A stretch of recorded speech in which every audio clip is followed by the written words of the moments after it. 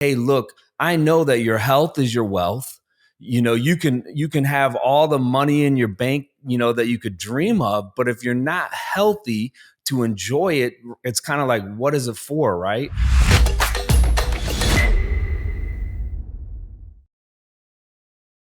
And we're back with another episode of the Amazing Freedom Podcast. My name is Nate Slammons, joined as always by Andy Slammons. Andy, what's happening? You're back from Mexico. Last week was good to get back on the podcast. And I was following your Facebook reels while you were gone.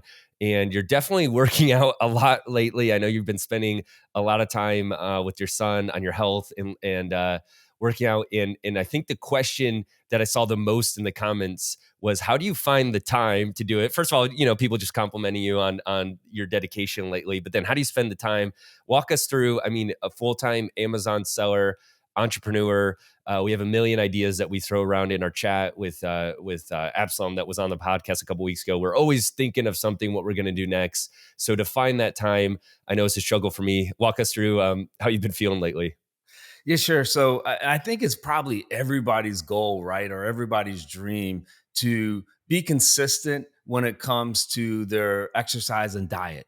Unfortunately, for most folks, especially here in America, for whatever reason, exercise and diet kind of gets pushed toward the back. And so, maybe work comes first or family obligations come first. And then we kind of get in this vicious cycle of, eating poorly, of not exercising regularly, which then leads right to all kinds of potential health complications.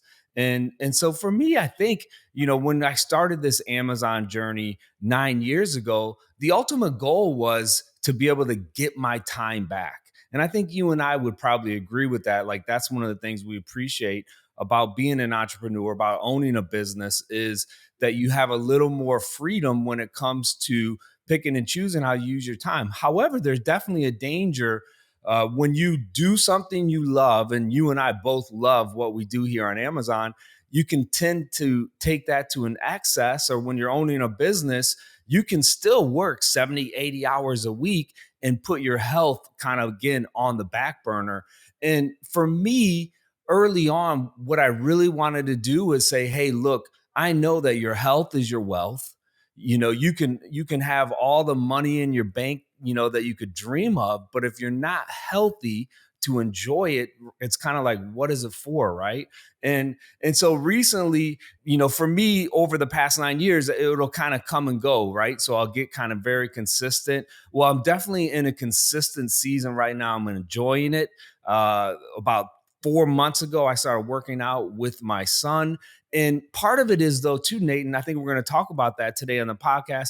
And I think as we begin to share more about our amazing freedom laws that we go by, we'll talk about it as well, that we're kind of getting our business to the level of being owners where we can have more flexibility when it comes to our time. And so for me, again, I'm 51 now. And I can honestly say that I'm probably in the best shape of my life, but it's only been because I've dedicated the last 4 or 5 months to basically every day I'm working out for 2 hours a day. And that's what it took for me to kind of get back in shape. And now consistently, I can work out for an hour a day and kind of keep those gains going. And so that's what I've kind of been about. You saw some of those pictures, that I posted in Mexico. Super fun. Because, when you start feeling good about yourself, and when your exercise is right, and when your diet is right, kind of everything else falls in place, right? Man, this is a struggle. Like I'm definitely fall in the camp of I'll be consistent for 3 months and then I fall off a little bit. Maybe people can relate. I think that's probably, more people than not that stay consistent all year round or all the time. It's a challenge because I see most top performers in any space, right? Any industry are out there.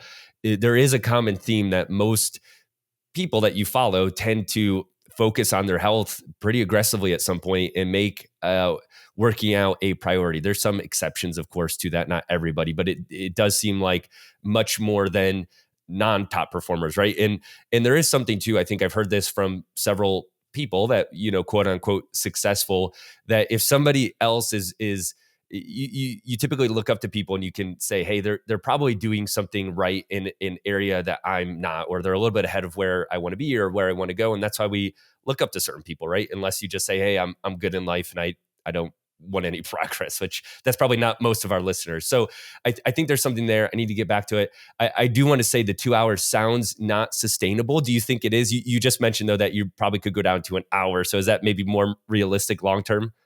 Yeah, for me, like the last 4 or 5 months was kind of like boot camp, right? Like my body just, I hadn't exercised consistently really for probably 10 years. And so I knew I was going to have to dedicate a little more time. But yeah, I think realistically you can get it down to an hour a day. But if you can get your life to the point, I would say this, where you can exercise for 2 hours a day, it is going to do nothing but benefit you, right? Long term. That should be the ultimate goal, probably for everyone, to be able to get to that level where you have 2 hours. I think that's phenomenal because, again, when it comes down to it, your health really is your wealth. Yeah, and that's why this isn't a pod about health, but it is about freedom and wealth and what the ultimate goal is, because it's hard like you said, it's hard to get lost in it. The goal sometimes seems like it is to build an Amazon business, to get new products in short term, yes it is, but ultimately 50 years from now, I probably won't care about how many spatula sets I launched and pillow sets I launched. It's kind of the ultimate goal in the journey to get there. And so we're going to be talking about that generational wealth, or creating a true wealth plan is, I think, something that I'm trying to get in the mindset of, instead of just kind of like year to year short-term goals of hitting a certain amount of revenue or income, which has kind of been my focus probably since I went full-time on Amazon about, 7 or 8 years ago. It's hard to imagine now that it's been that long, but since that time, it's kind of been like short term. I need to get to a six-figure income to feel like I could go full time. Then hit a seven-figure income was kind of a big deal, right? To be able to do that. And so there's these kind of milestones, but they're all really short term. Ultimately, it's building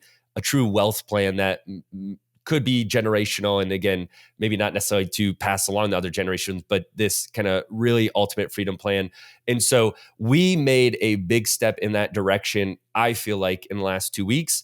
And I wanted to share that in this episode because I think it's something that we kind of agonized about almost for a while. We probably put off about a year too long.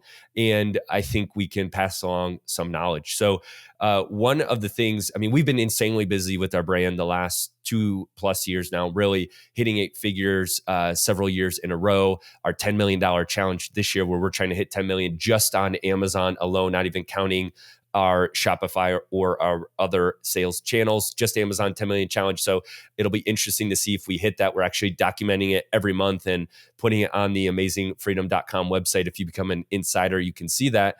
And it has taken a toll, right? We've been really busy the last 2 years. So, 2 years ago, there's no way you could have been working out 2 hours a day because, you were unloading containers multiple times a week, right? That was kind of a workout. You had several days where it was like 100 degrees in the container you were unloading. So that was a workout on its own probably, but we didn't have the time, right? Super busy. It's probably just been this year we've gone down a little bit on the business, but we've made a lot of really important hires.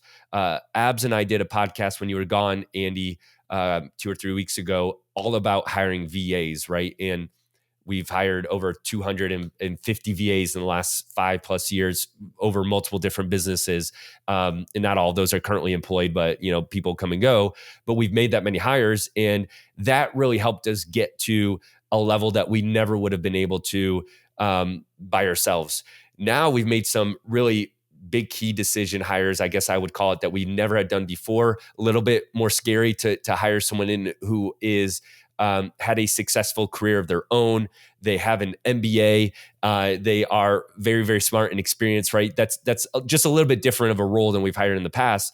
And so just recently, we actually brought Steven Peterson, who is a good friend of ours. We've talked about him a long time. He's actually been helping us with our brand in some capacity for a couple of years now. But we made the decision to hire him in full time just about 2 weeks ago.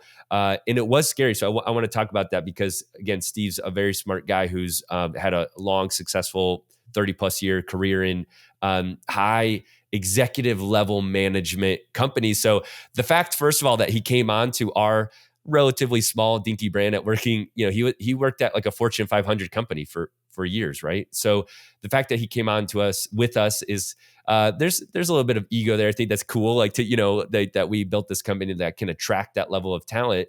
But it was scary. So, I mean, that's my first question I want to go through here is how do you know that you are ready to hire someone into this level for those who are just getting started and thinking into the future, or for those listeners who maybe are doing a certain level of revenue, maybe $500,000, $1 million, whatever it is. What would be your opinion, Andy, when you kind of got that feeling of, yeah, it's really time to start bringing in some of this, these people that are going to help us be able to claim some of our time back? Yeah, excellent question. I think it probably depends on the experience of the business owners. I would probably say now, as we're into our really hyper accelerated growth, 2 to 3 years, we have made a couple key hires, and we were able to see like the immediate impact they were able to make. As our brand has begun to grow, and just being able to take some of the tasks that we were doing right off of our plate. Early on, we were doing all the customer service, so you and I were answering the phone calls, and it was extremely challenging, juggling all that. So we hired those, and then as our business grew, we made a couple other key hires.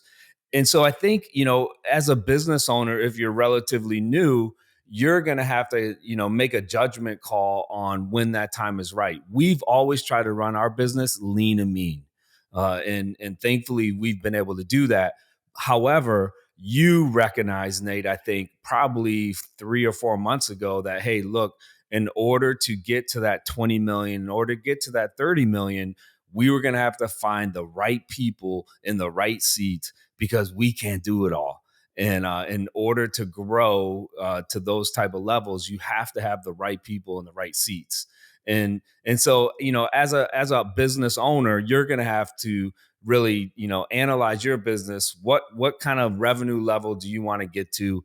If it's 5 million or 10 million, there will come a time where you are going to have to hire higher level folks, just like we did recently with Steve, in order to hit those revenue levels, right? Yeah, and every business is different. You already mentioned it, but my general, if I'm just throwing out rules of thumb, I would say that if you are doing under 1 million, but maybe a couple 100,000, or not even, if you're kind of getting the ball rolling, you have some winning products or a strategy going, I would look to hire a VA as soon as possible. Really, like even if you're doing 10,000 a month in sales, like try to get that person who is going to allow you to then scale up to the $50,000 a month. And you're probably going to bring in a VA. Go back and listen to the episode that Abs and I did. If you haven't yet, someone who's a little bit of a generalist can really help you, kind of like an EA style executive assistant who really takes off a lot of the lower level tasks that you're doing. So that would be what I would say there.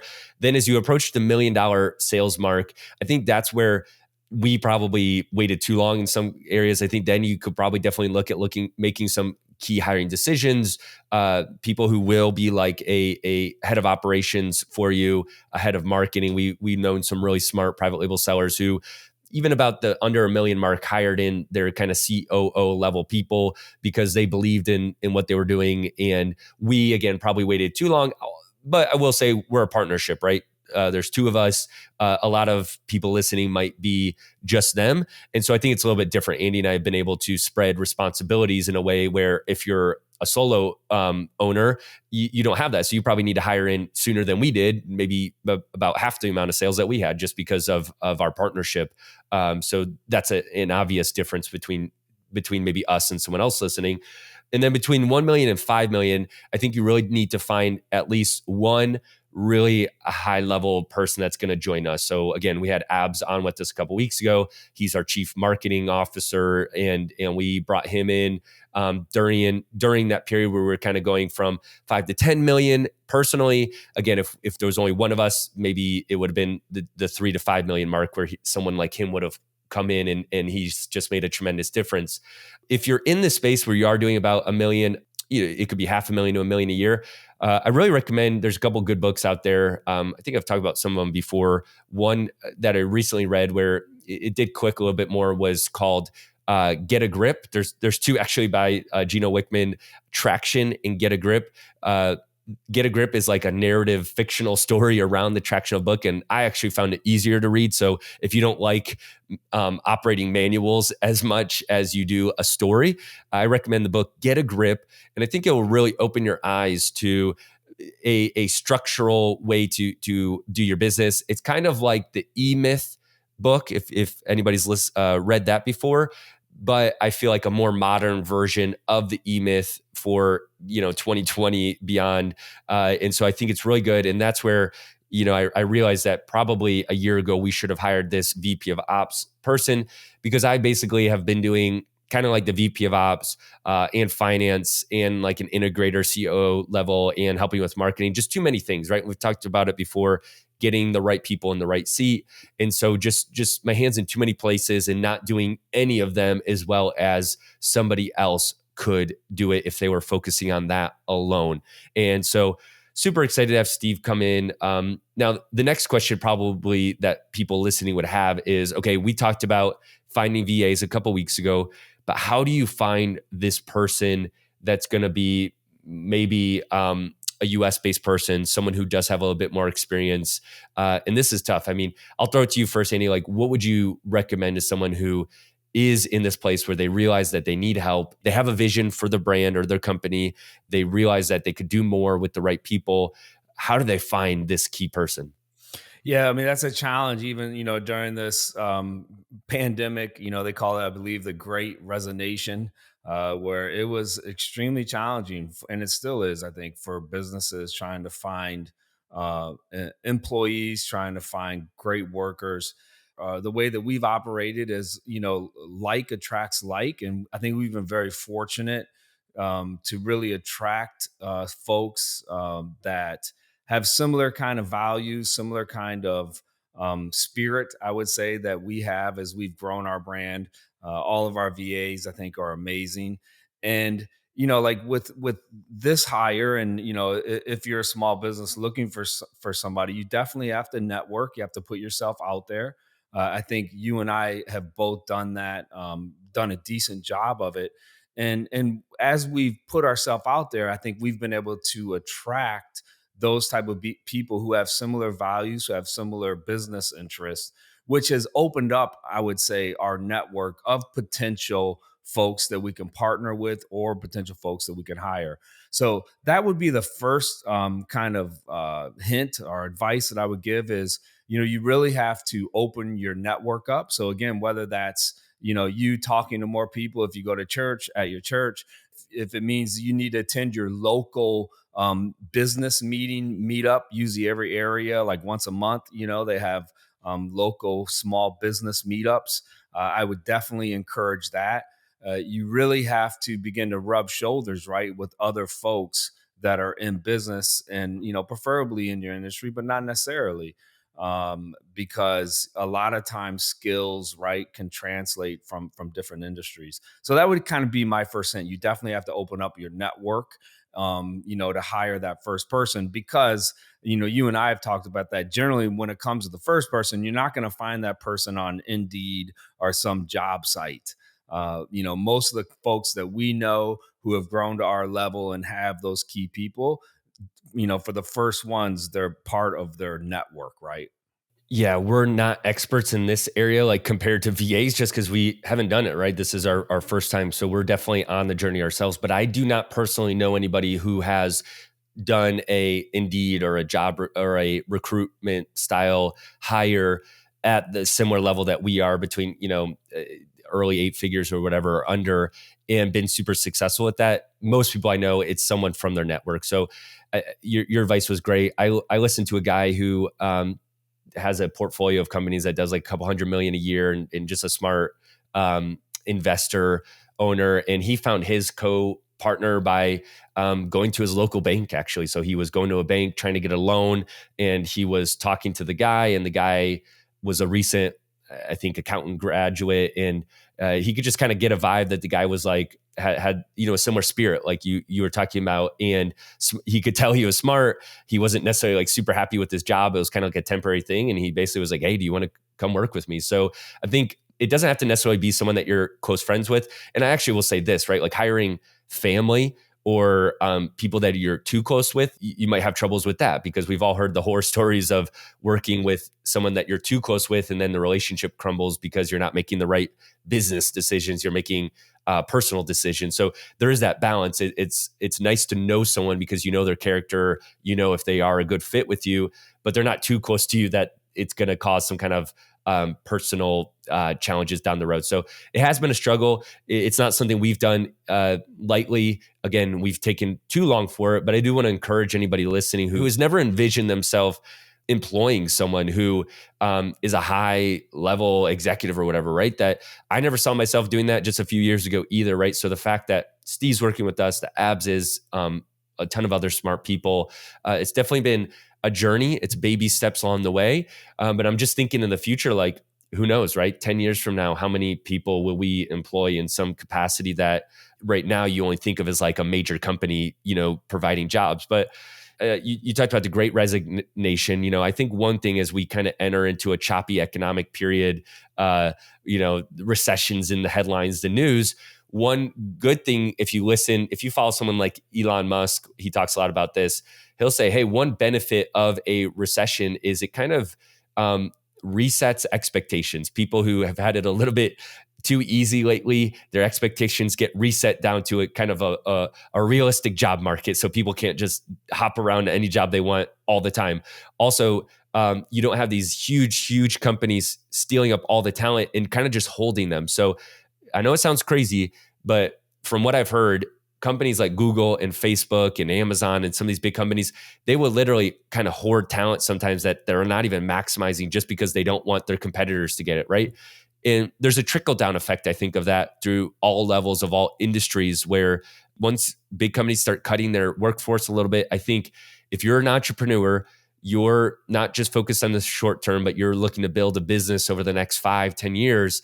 Yeah, recessions or pullbacks are scary, but if you're just willing to grind it out, sometimes you can find that talent because not everybody's scooping them up. So try to find the silver linings during choppy times, right? So all that is ways that I would try to look at the next couple potential years as we went through this great resignation. Hey, there might be more talent that you could attract to your company as an entrepreneur, where some people just aren't entrepreneurs, right? They may be very, very smart people, but they just never want to have their own business. They are much more comfortable working with you in your business as you set the vision. Now, I do want to end this so the next probably big question is, how do you figure out compensation? How do you incentivize someone, and how do you do this? And again, we're no experts on this. We consulted a couple of people. So maybe just walk through that, Andy. Like how would you even go about figuring this out if you were, let's say, owning your old brand that you sold last year? If you, instead of selling, would have started hiring some people on,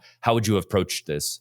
Yeah. So, what we did is we consulted other folks that we know that are in our industry who hired for similar positions, and kind of got a average, right, of what they had been paying some of their key employees. So that would be the first place, I would start. You have to look and, see if you know any other folks that are at or around your level. And you can get a good idea that way.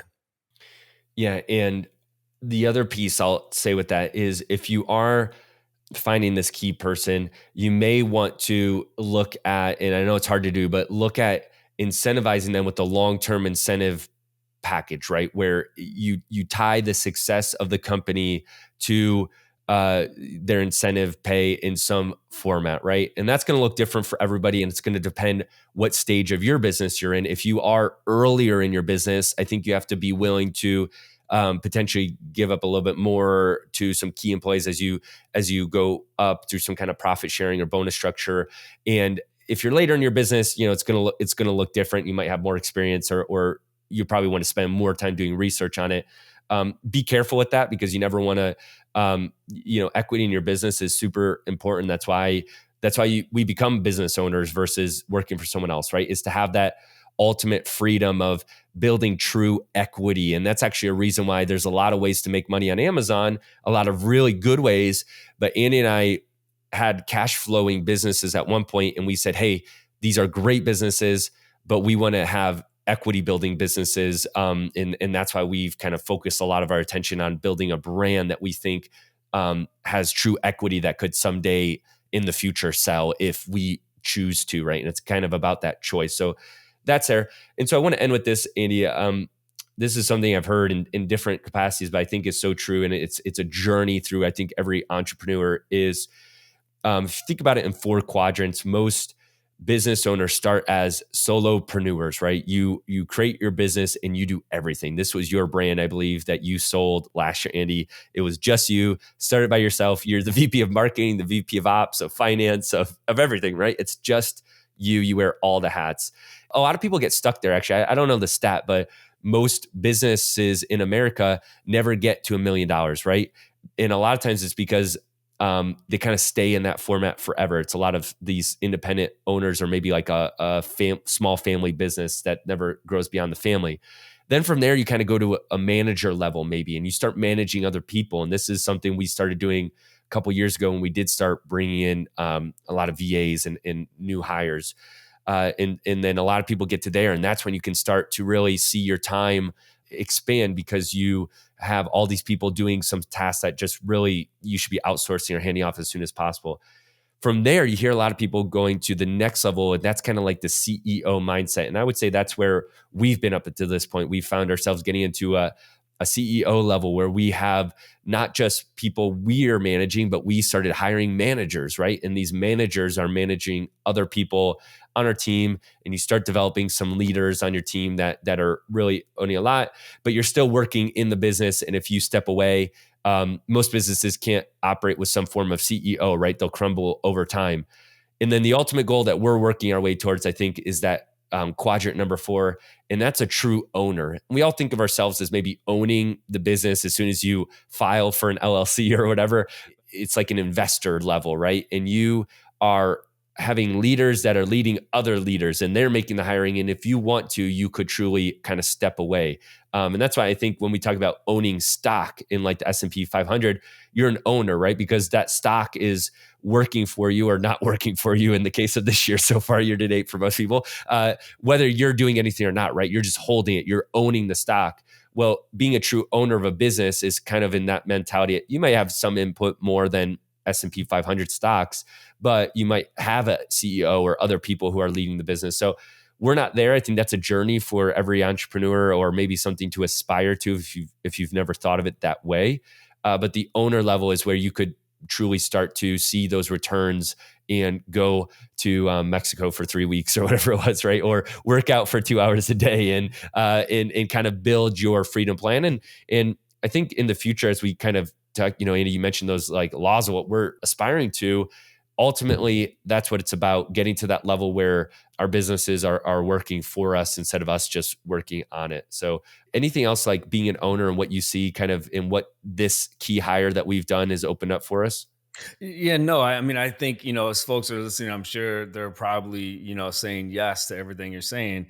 It all makes sense. And, it really comes down, I think, just to good leadership. And, you go through each of those stages. And if you acquire some decent leadership skills, then you can get to that position where you are the owner and you have, folks that are running your business. And if you're a good leader, they appreciate the work they can do, right, working on your business. And so that's what I think what it always hinges on, is just the leadership. And so hopefully we can get to that level. It's hard. I'm not gonna lie. It's not easy. It's something that we're learning every day and getting better at. And then we're trying to bring that to you guys on the podcast here and just share our experiences. Again, we talk about it. We own a portfolio of brands, companies at this point that does close to 15 million a year. And it does look a lot different from, $1 million a year. And so, and I think it'll look a lot different from someday if we get to 100 million a year. We're going to look back on some of this and say, yeah, we had a lot to learn still. So we're still on the journey, but we're trying to bring it to you guys along the way. If you want to join us on that, if you are looking to get to 8 figures and beyond, or if you're already at that point and you just want to hear our experience, I do encourage you to go to amazingfreedom.com, sign up to be an insider. We're actually going to be putting together a freedom program where we really look at what we've done to go from a new brand to 8 figures in just a couple of years. And so we're going to be releasing that very shortly, probably the end of June, early July. If you go and sign up to be an insider, you'll get notified of that. And it might be something that you want to follow along and just see some of the details that we're giving out of that journey. All right, Andy, thanks for joining me. Hope you can continue your health exercise. Maybe we'll keep you accountable on the podcast a little bit to see how you're doing 3 or 6 months from now. For all of those listening, we'll catch you on the next episode of the Amazing Freedom Podcast. Thanks, guys. See ya.